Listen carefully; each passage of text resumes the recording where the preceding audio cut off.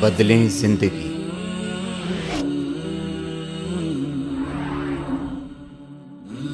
زیتون T V. روحانی مصیبتیں، روحانی مصیبتیں کیا؟ روحانی مصیبت فسق و فجور کا بازار گرم ہے، باہر نکلتے ہیں کہ نگاہوں کو پناہ نہیں ملتی، بد نگاہی میں انسان مبتلا ہے۔ پہلے کبھی فحاشی اور عریانی کے لیے سینما دیکھنے کے لیے جانا پڑتا تھا، اب ضرورت نہیں، ہر جیب میں پڑی ہوئی ہے فحاشی اور عریانی کی کا سینما۔ ایک سینما نہیں، سینماؤں کا مجموعہ وہ جیب میں پڑا ہوا ہے، تو آنکھوں کو پناہ نہیں ملتی۔ اگر خبریں دیکھنے کے لیے بھی کھولو تو اس میں بھی نگاہ بھٹک جانے کا کہ ہزار راستے موجود ہیں، ہزار راستے موجود ہیں۔ اسی لیے میں عرض کیا کرتا ہوں کہ جس شخص کو اپنے اوپر بھروسہ نہ ہو اس کے لیے یہ ایسا فون رکھنا ناجائز ہے، ایسا فون رکھنا کہ جس میں فحاشی اور عریانی کا احتمال موجود ہو، اس کو اپنے پاس رکھنا ناجائز ہے اس شخص کے لیے جس کو یہ بھروسہ نہ ہو کہ میں اپنی نگاہ پر قابو نہیں پا سکوں گا۔ تو غرض حالات ایسے ہیں کہ جس میں گناہوں کا بازار گرم ہے چاروں طرف، اور ہم اسی ماحول کے اندر رہ رہے ہیں۔ تو ہمارے حضرت فرماتے تھے کہ یہ سارا ماحول، یہ فسق و فجور کا ماحول، یہ اللہ بچائے گناہوں کا اور معصیتوں کا اور منکرات کا ماحول، یہ بھی ظلمات ہیں، یہ بھی تاریکیاں ہیں، یہ بھی اندھیرے ہیں جو چاروں طرف پھیلے ہوئے ہیں۔ اب دیکھو کیا کیا کبھی تصور نہیں ہو سکتا تھا کہ عورتیں جو ہیں وہ سڑک کے اوپر یہ کہتی پھریں گی کہ ہم ہیں آوارہ اور ہم ہیں بدچلن۔ کبھی تصور تھا کہ یہ کہتی عورتیں نکلیں کہ میں آوارہ ہوں، میں بدچلن ہوں، علی الاعلان یہ کہتی ہوئی نکلیں گی، مگر ہے، واقعہ ہے۔ تو یہ جو ماحول سارا جو ہے لت پت ہے گناہوں سے، اور یہ سارا جس میں گناہوں کی اور منکرات کی تاریکیاں بکھری ہوئی ہیں، تو حضرت والا ہمارے فرماتے تھے کہ حضرت یونس علیہ السلام نے جب مچھلی کے پیٹ کی تاریکیوں میں یہ پکارا تھا کہ لا الہ الا انت سبحانک انی کنت من الظالمین، تو باری تعالیٰ نے کیا فرمایا تھا؟ اگلی آیت میں فرمایا کہ فنجیناہ من الغم، ہم نے بالآخر ان کی اس پکار کے نتیجے میں ان کو گھٹن سے نجات دے دی، گھٹن سے نجات دے دی۔ پھر اگلا جملہ کیا فرمایا؟ وَكَذَلِكَ نُنْجِي الْمُؤْمِنِينَ، جس کے معنی یہ ہے کہ ہم اسی طرح مومنوں کو نجات دیتے رہیں گے۔ یہ مضارع کا جو صیغہ ہوتا ہے عربی زبان میں، وہ حال کے لیے بھی ہوتا ہے اور مستقبل کے لیے بھی ہوتا ہے۔ تو اسی طرح ہم مومنوں کو نجات دیتے ہیں اور اسی طرح ہم مومنوں کو نجات دیتے رہیں گے، یہ کہہ دیا اللہ تعالیٰ، یہ وعدہ کر لیا کہ اگر تم بھی ایسے بلا میں مبتلا ہو اور ہمیں پکارو تو ہم گھٹن سے نجات دے دیں گے۔ تو یہ کیا ہر آدمی مچھلی کے پیٹ میں جائے گا، ہر مومن، اور وہاں سے پکارے گا تو اللہ تعالیٰ نجات دیں گے؟ ارے بھائی وہ تو ایک واقعہ تھا، مچھلی کے پیٹ میں چلے گئے، واپس اللہ نے ان سے نکال دیا۔ لیکن اب جو کہا جا رہا ہے کہ مومنوں کو نجات دیں گے، تو اس کے معنی ہے کہ اے مومنوں، تم بھی اب کسی بھی قسم کی ظلمت میں گھر جاؤ، حقیقی ظلمت میں، اندھیرے میں، یا گناہوں کی ظلمت میں، فسق و فجور کی ظلمت میں، باری تعالیٰ کی نافرمانیوں کی ظلمت میں، کفر کی ظلمت میں، شرک کی ظلمت میں، بدعات کی ظلمت میں، کسی بھی ظلمت میں گر جاؤ، ہمیں پکارو کہ لا الہ الا انت سبحانک انی کنت من الظالمین. پکارو گے تو کیا ہوگا؟ ہم تمہیں بھی نجات دیں گے. کہاں سے نجات دیں گے؟ وہی گھٹن سے نجات دیں گے.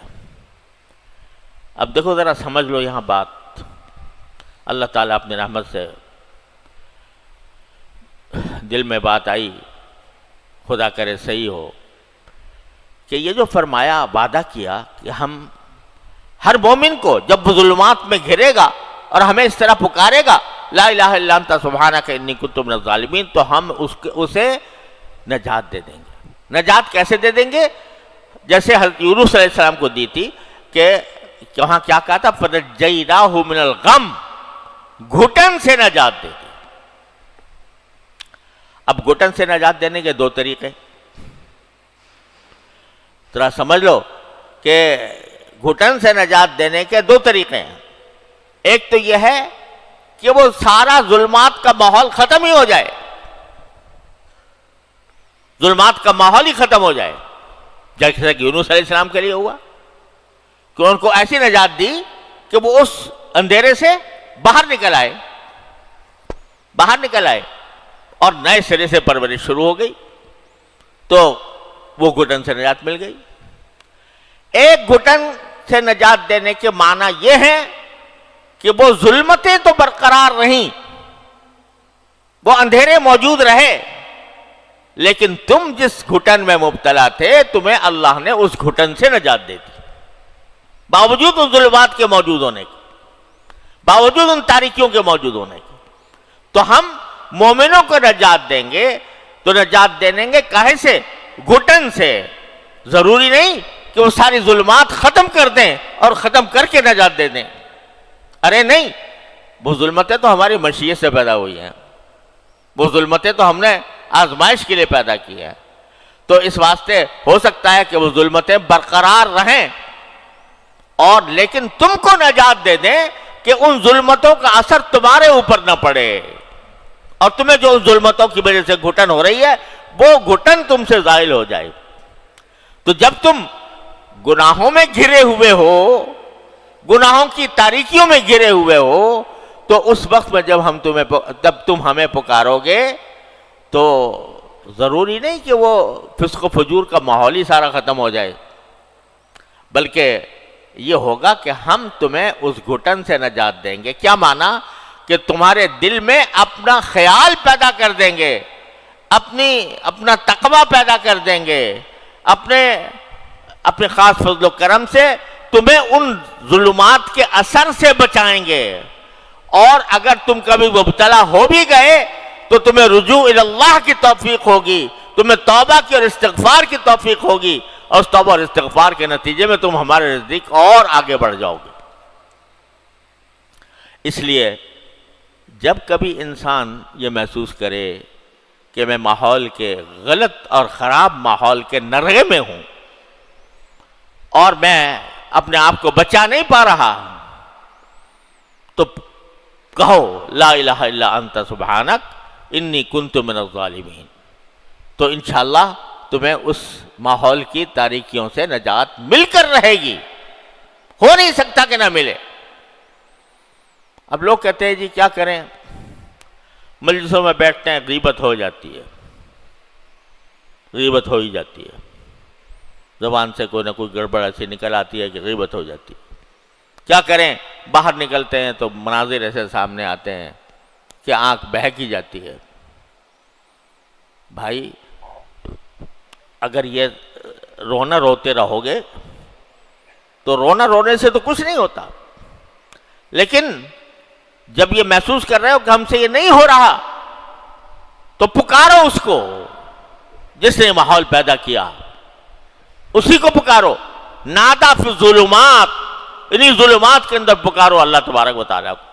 یا اللہ میں کیا کروں، میں یہ ایسے ماحول میں گھرا ہوا ہوں، چاروں طرف فتنے ہیں، چاروں طرف میری نگاہ کہیں بھی نگاہ کو پناہ نہیں ملتی، یا اللہ مجلسوں میں بیٹھتا ہوں غیبت ہونے لگتی ہے، اے اللہ مجھے بچا لے اس سے، لا الہ الا انت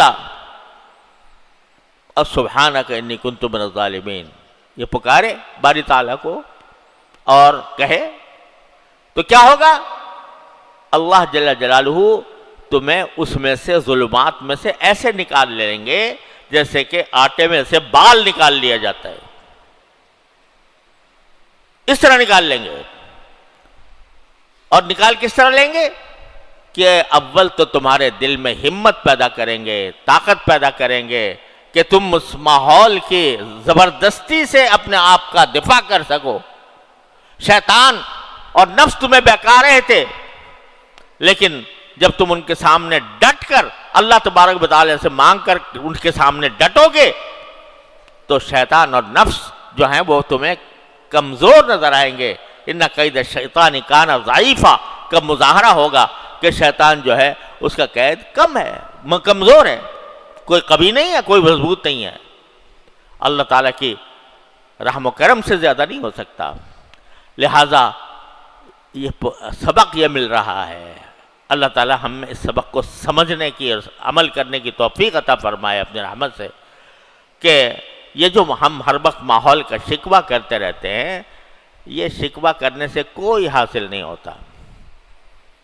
اس کے بجائے جو کام کرنے کا ہے وہ ہے رجوع الی اللہ، اللہ تعالیٰ کی طرف رجوع، لا الہ الا انت سبحانک انی کنت من الظالمین۔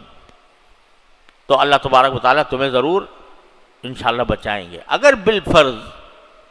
اگر بالفرض یہ سب کے باوجود کسی وقت لغزش ہو گئی تو اس کا راستہ بھی وہی ہے رجوع الی اللہ، کہ یا اللہ پھر پھسل گیا میں، یا اللہ مجھ سے پھر غلطی ہو گئی، دوبارہ استغفار، دوبارہ توبہ۔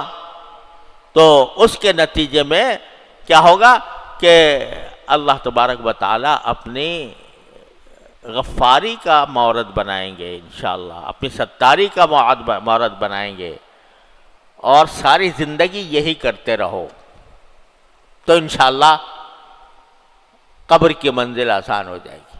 ساری زندگی یہی کرتے رہو، کیا کرتے رہو؟ پکارتے رہو اللہ کو، جب غلطی ہو جائے پھر پکارو، جب غلطیوں میں گر جاؤ پھر پکارو، پکارتے ہی رہو مالک کو، لا الہ الا انت سبحانک انی کنت من الظالمین۔ اس سے ایسا مضبوط رشتہ اور تعلق قائم کر لو کہ ہر وقت تمہارا رابطہ، تمہارا رشتہ اپنے خالق و مالک سے جڑا رہے۔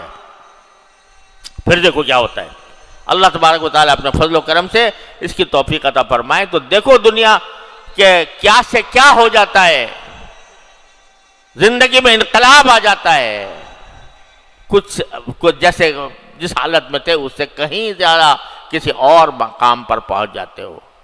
تو اس لیے بھائی اس کی ضرورت ہے، یہ معمولی بات نہیں ہے، لا الہ الا انت سبحانک انی کنت من الظالمین، اس کو اپنا برد بنائیں، وظیفہ بنائیں۔ جب کوئی ظاہری، باطنی، جسمانی، روحانی کوئی بھی ظلمت سامنے آئے تو اس کو پڑھو اور سمجھ کر پڑھو، لا الہ الا انت سبحانک انی کنت من الظالمین۔ انشاءاللہ اس میں بہت سی بیماریوں اور مصیبتوں کا نسخہ ہے۔ اللہ تعالیٰ اپنے رحمت سے، اپنے فضل و کرم سے ہمیں اس پر عمل کرنے کی توفیق عطا فرمائے۔